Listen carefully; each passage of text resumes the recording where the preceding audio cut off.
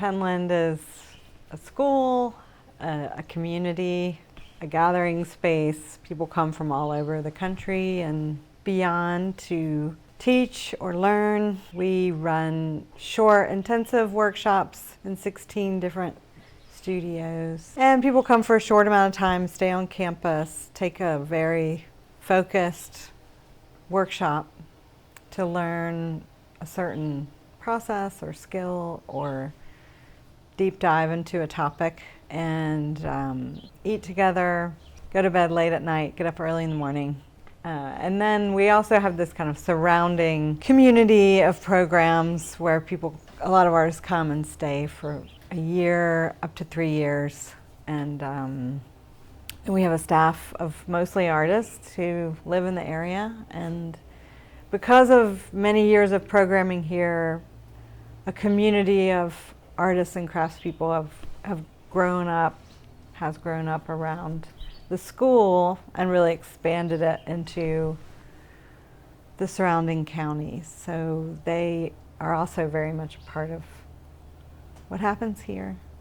A lot of people working at Penland kind of were huddling up in the days leading up to the hurricane, kind of as it was becoming more clear that this was going to be pretty serious. None of us, I think, could have imagined how serious, but we did make the decision to end the session early. So we had about 90 people here for what was supposed to be like a Sunday, arriving Sunday, leaving Friday session.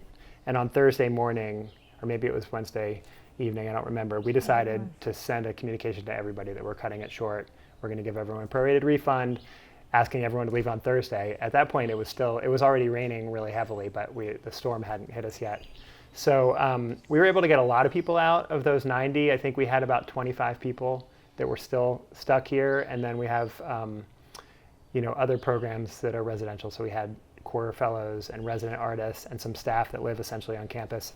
So all told, we had about 40 or 50 people that were kind of ended up on a lifeboat together, and that lifeboat was campus. The worst of the hurricane was sort of in the early morning, like middle of the night, early morning into mid-morning.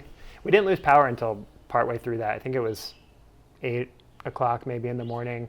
And then we had cell phone service for a little while longer, and then that disappeared. Mm-hmm. So I think those two things, we expected to lose power. Losing cell phone service was pretty shocking.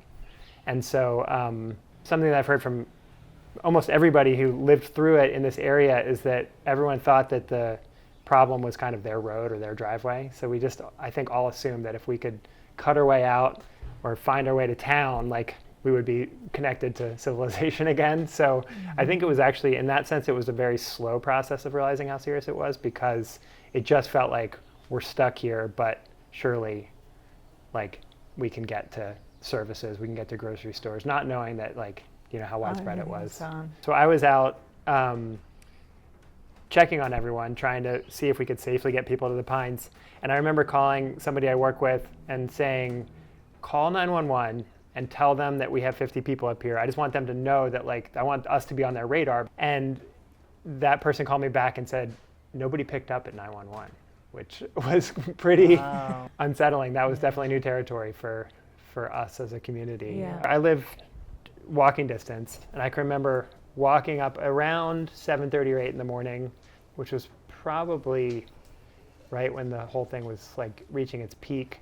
And I remember walking up our grass meadow because there were so many trees falling everywhere. I could hear them everywhere that there was no way I was going to want to walk anywhere on any of the roads or paths, all of which have trees near them.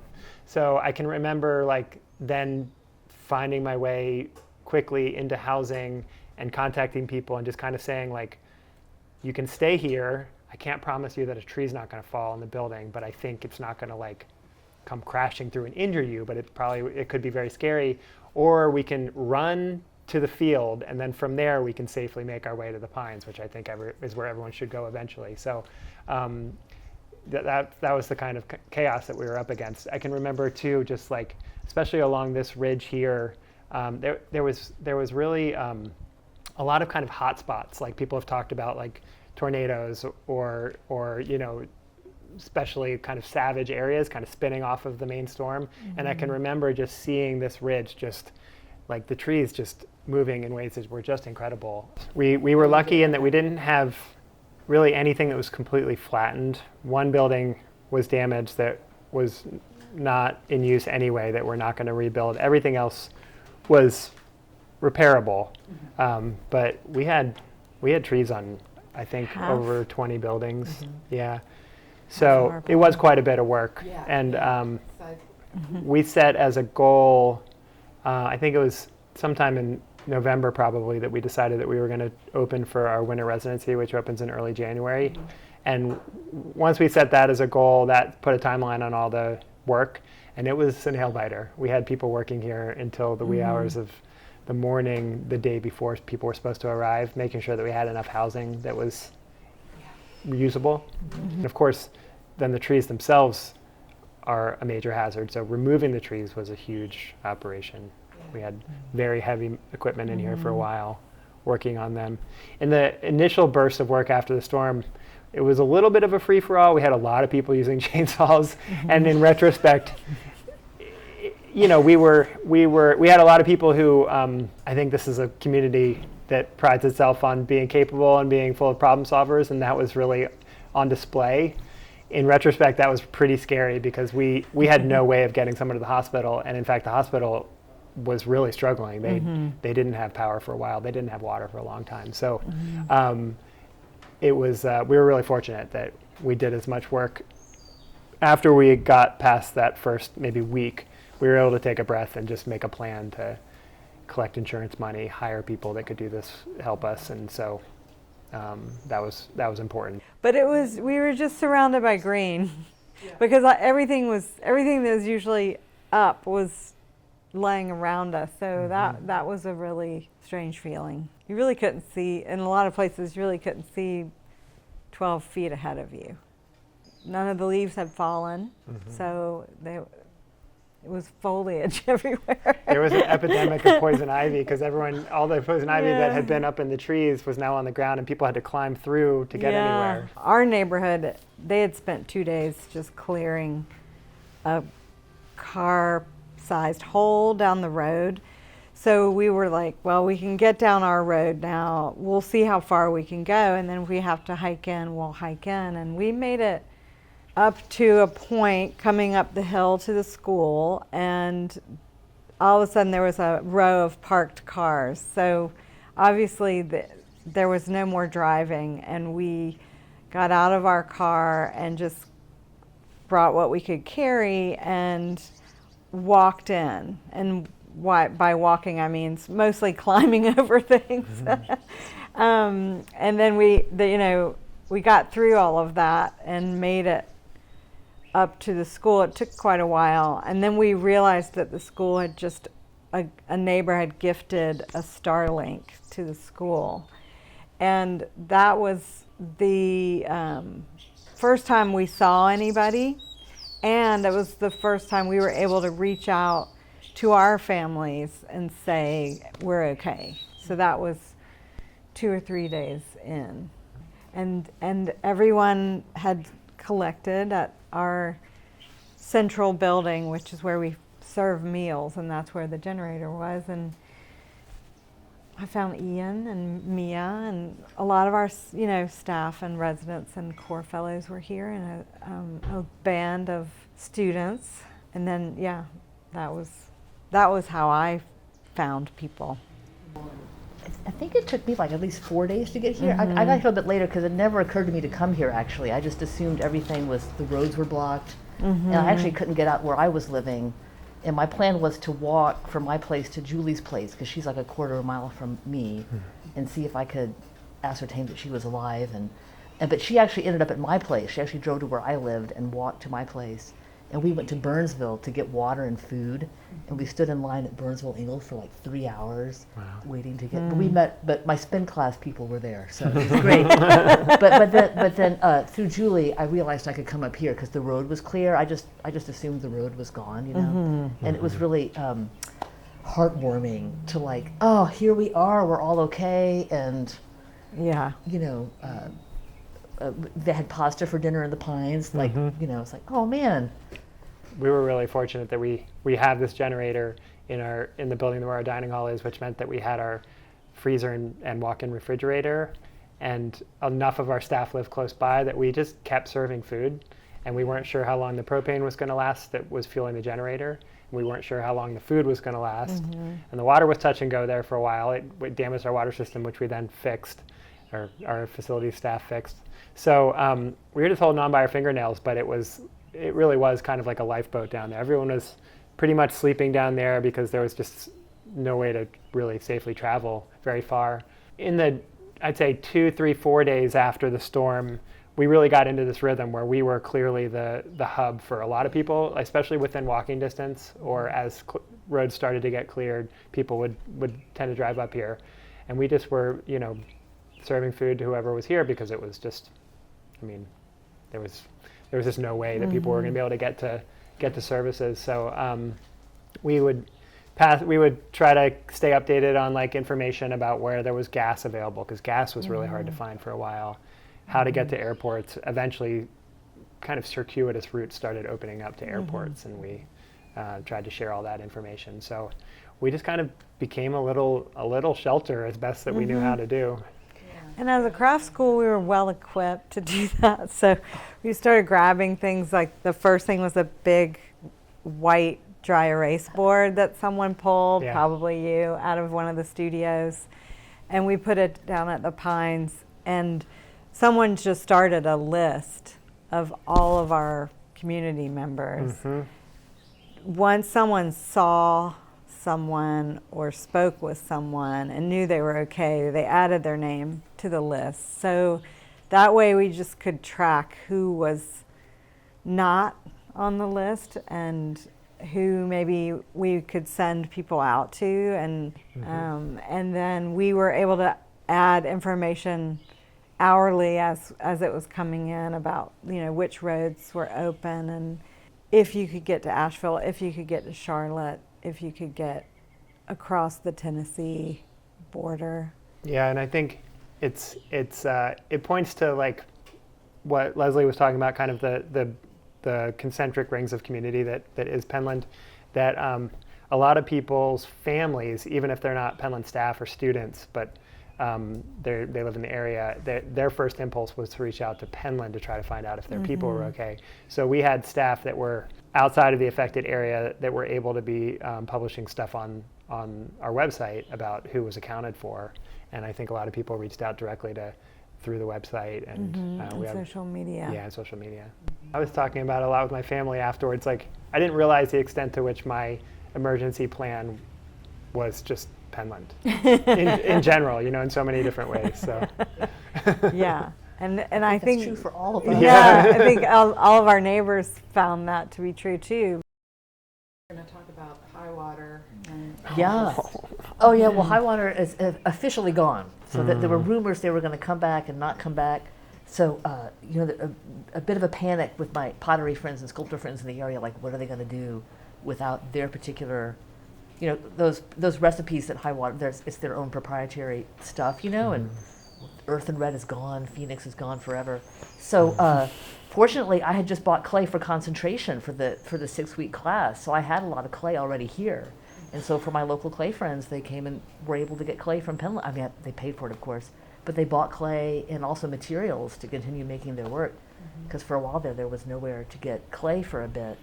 And, a lot of places coming out of the woodwork offering free studio space for displaced potters and sculptors, and a lot of these holiday pottery markets opening up space for potters to come sell their wares with no booth fee, no application fee or anything. So the demand was there to make work and sell work, so. And then, anyway, but in the wake of high water, we have found other clay sources. So I've embraced it as a new beginning of new whatever's next, yeah. We often joke about that. I was like, they don't call it high water for nothing. And it is true that you would walk out the door and be in the river, basically. And, their building took on a lot of water and destroyed almost all their equipment there. And of course, we're like, okay, we know there's still clay in the building, right? And it's bagged, ready to go. If we could just get in the building to get the clay, because the clay's not damaged. It's probably in prime condition, but it's obviously very unsafe. And but Village Potters, they lost everything as well. Like their building was completely like 2 stories up worth of water, and they soon after that secured a warehouse space where they could sell clay and materials, and so that's how I was able to get clay materials for the winter residency here. And then so that worked out great. And then also Standard Clay was great about me ordering directly from them for the for the spring group that came in. And Penland also has a gallery, and so one of the ways that we represent a lot of local craftspeople through our gallery. So one of the ways we were able to just, offer a little support to our neighbors was to get work online through our online shop and remove the commission. So all sales of work for that period of time to Western North Carolina artists, the artist got 100% of that sale, and that was a really great way for people to get money to individuals by buying their work, which I feel like is the best way to help artists. It's very nice and it's very generous to give money, but I think most artists would prefer that you just buy their work. And so there were a lot of things like that, like Susan said, places where people offered up a space for a sale, or removed the fee for a booth, or removed the commission for a sale. And I felt like that was really nice. Really nice, and that was national. We were seeing all of our neighbors receive funding from national foundations, from organizations, from people all over. Our Penland community really showed up for us in an incredible way.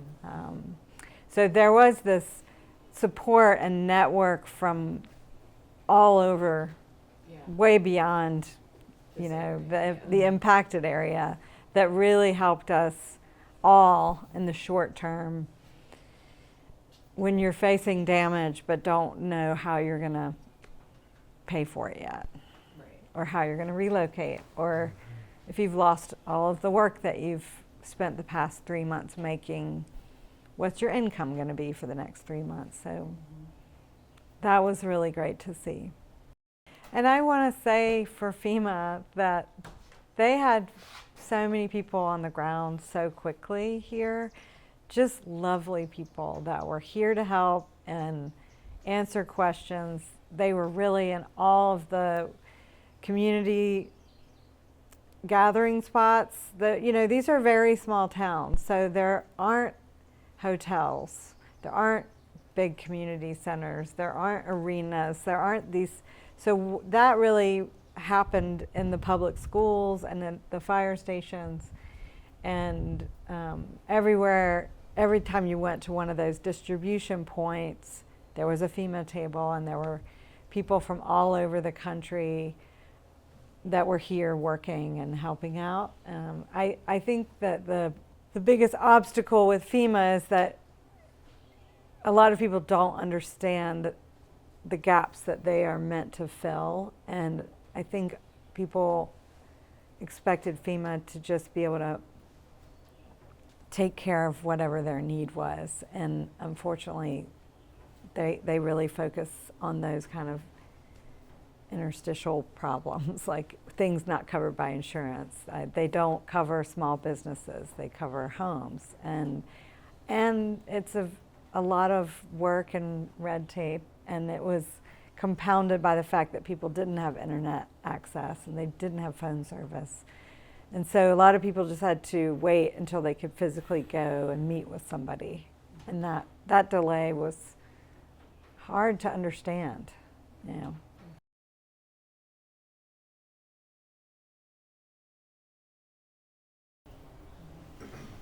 Well, it was my first time really getting to know my immediate neighbors there where I live. I knew my other neighbor, but not this other neighbor.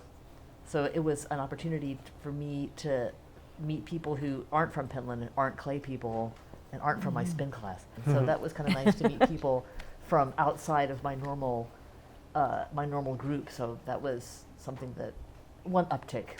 Yeah. Mhm. And also, I had a lot of volunteers that came and helped me on my property. So it was an opportunity to meet people from far away who were coming to help out, just sort of like what was happening here. Yeah. That was kind of a good morale boost for me. Yeah, I just felt like nothing mattered but taking care of the person that was right in front of you, or offering what you could to the person. So whether you had food or water, if you could run a chainsaw, if you could give someone a ride, if you could share information, Right. if you could let someone use your phone or come borrow satellite service, everything else fell away. And I just was so grateful to be in a place where people have so many skills that are actually needed in a Right. situation like Right, this. that's true. You know, and that was where, whether you're a craftsperson, a farmer, it doesn't matter. You have these important skills that were